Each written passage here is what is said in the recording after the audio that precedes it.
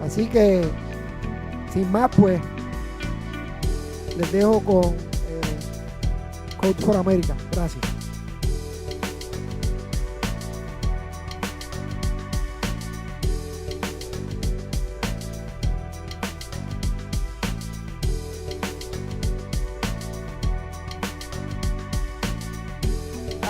I'm Ainsley. I'm from Code for America. This is my teammate Max. Hola. So we're here to talk to you today about the work that we've done with Puerto Rico's government as a part of our fellowship this year with Code for America.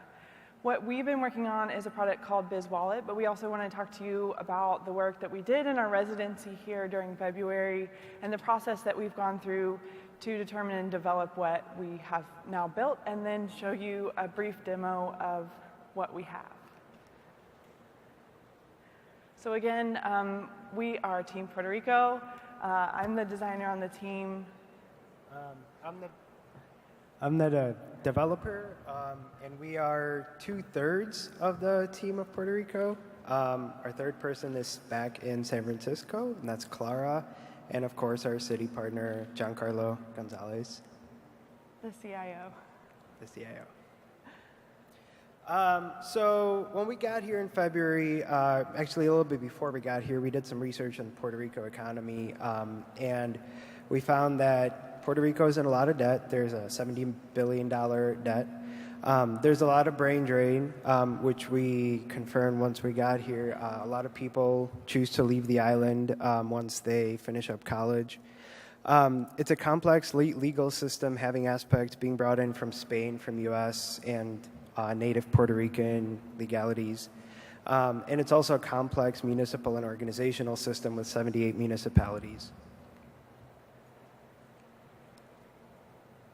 So these are things that you all know, and I'm sure you've heard talked about over the course of today, but that's the context that we are working in that our project was to work within economic development. So when we were here in February, we did a lot of interviews. We talked to a lot of government agencies, government employees. We talked to citizens. We talked to small business owners. We worked in close collaboration with the Brigade, which is a citizen volunteer group, which is a part of Code for America. We had an event called Code Across where people came and hacked on civic problems together. And we had a very rich experience here in February. So once our time in February was over and we had all our research, this is kind of what the intangible process of ideation looks like. When we went back to San Francisco, we had all of these ideas of ways that we could do a project that affected and helped in the area of economic development, which of course is huge. So we took all our ideas and then distilled those down and across the themes that we found, and then we would blow it back up and say, okay, once we decided on 3 main areas, what are all of the aspects of that problem that we could build into a web app? So this is what March and part of April looked like until we reached 2 ways forward that we really liked and thought would be something that we could build in a year and something that would help in the area of economic development. And who we chose to focus on and to work with are small and medium-sized businesses. These are the businesses that bring in 65% of the jobs on the island. And these are the businesses that are also hit hardest by taxes and regulations on the island. So we really felt like this was a place where we could help. In addition, small businesses, there is a much larger percentage of the money that stays on the island when it's being spent with a small business that is local here versus large multinational corporations. So that was our reason for focusing to work with small businesses. So what are the challenges of SMEs or PYMEs in Puerto Rico? So when we were thinking about developing our product, we looked at the main challenges that we heard over and over and over when we talked to government agencies, when we talked to small business and medium business owners. The challenges that are facing them are that they're not sure what the financial resources are out there. For the most part, what they wind up hearing about is things that are through word of mouth from other friends or from other small business owners or from particular government initiatives that have marketing campaigns behind them. Those they know about, but there's so many more besides those. So low awareness of available resources. And then it's difficult for them to access capital, whether it's taking advantage of those incentives or grants or even getting a loan from the bank. And then, of course, what we heard so much about, actually primarily, was the permitting process, that it took a really long time. It was a complicated network of government offices and resubmitting things that would expire, et cetera. So we knew that in our time, over the course of this year, we couldn't address the permitting process. But we developed our products to try to fit certain cross sections of these two. So we have two strategies to do this. One was a sort of fast, static site, and one was a larger thing that we are working on for the whole year. The first of that is Negocio 123, which addresses the cross section between lack of knowledge of available resources and then lack of knowledge about the what they're facing in the permitting process. So that's what we did with Negocio 123. And what it is a simple website that displays basically the really straightforward requirements within each government agencies and what to expect when you're trying to open a business. So what we have is really, again, a straightforward chart of what are the agencies that you work with across all 7 of them, and then what are the things that you're going to need there? What paperwork are you going to need? How much does it cost? How long is it going to take? Is it online? Do you need to go in person? Is it free? And in this way, we just wanted to give people that knowledge and be able to manage expectations around those processes.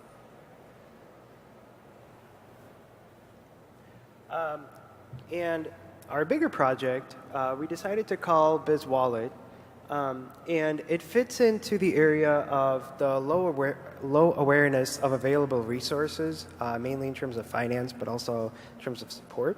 And also the difficulty of accessing capital for small businesses and beginning entrepreneurs that may not have the resources to wait around. And BizWallet is a web-based tool to improve the awareness of these financial resources and to help small businesses find them in a way that's kind of personalized to them.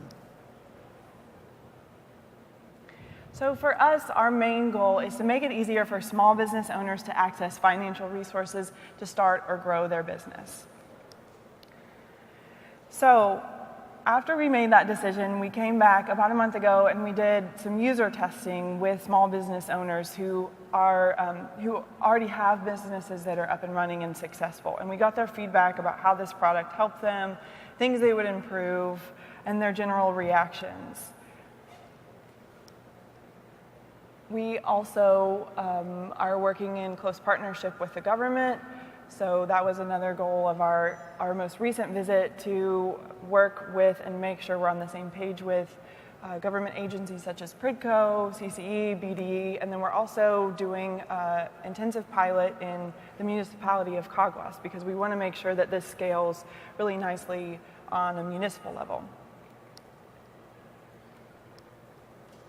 So this is what it looks like right now. For someone who wants to open a business, there's lots of obstacles. It's a complicated process. They can't necessarily see ahead to the next step. And this is what we want to make happen for them.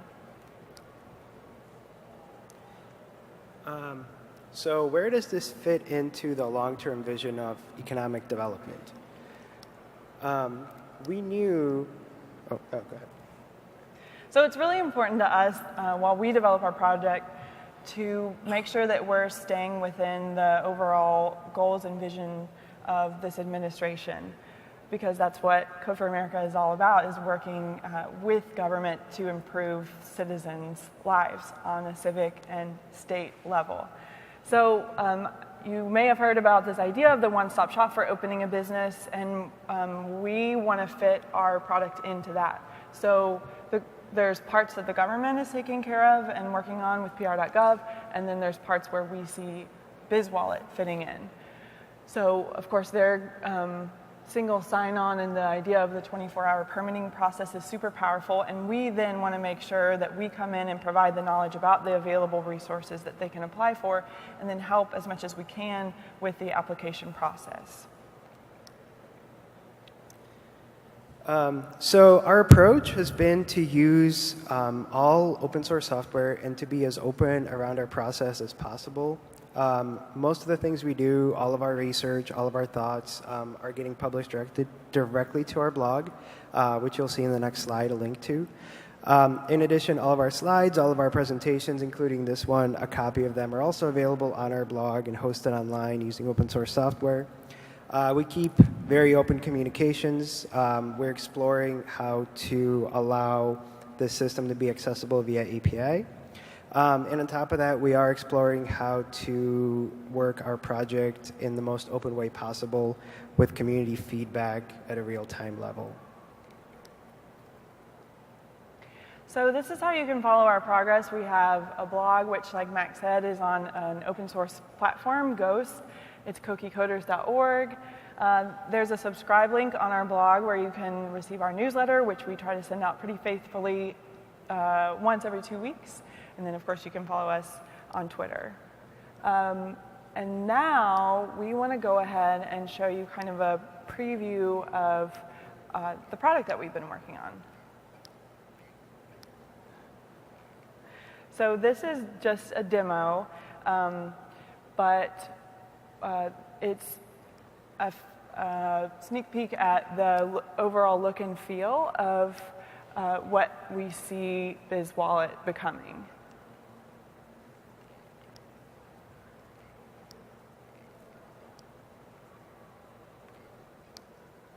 So the landing page kind of gives you a quick overview of what the process will be, which is answering some questions, receiving filtered results, and then helping you to apply. These are the questions that we're asking people to walk through, very basic information about themselves and their business. And these we actually developed in partnership with CCE, because these are typical things that are asked when applying for business incentives. And so industry type, according to NAICS.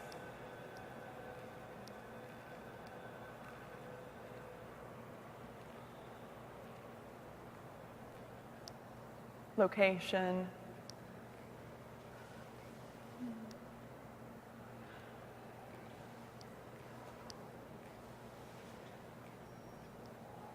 So once these questions are filled out, we have been working again in partnership with government agencies, and what I mean by that actually is that they have been inputting the programs they have into the back end. So there's another side to this. This is the front end user side, but based on those programs that are in our system, in the API that we're building, it can kind of filter through based on the questions and then give the user results for what things they're qualified for. And we want to present a range of financial options as well as expertise, like workshops for developing a business plan or how to best export your services. So once you receive your custom results, you have the full list, and then you can also filter through by category. And then what we want to do is have that information saved that you filled out in the site, and then have that be sort of the lowest common denominator for information that is then sent on to the agency that is able to start the conversation quickly for that user and for that small business owner, so that they can, in one place, in one-stop shop, find out about these financial resources and then then apply for them.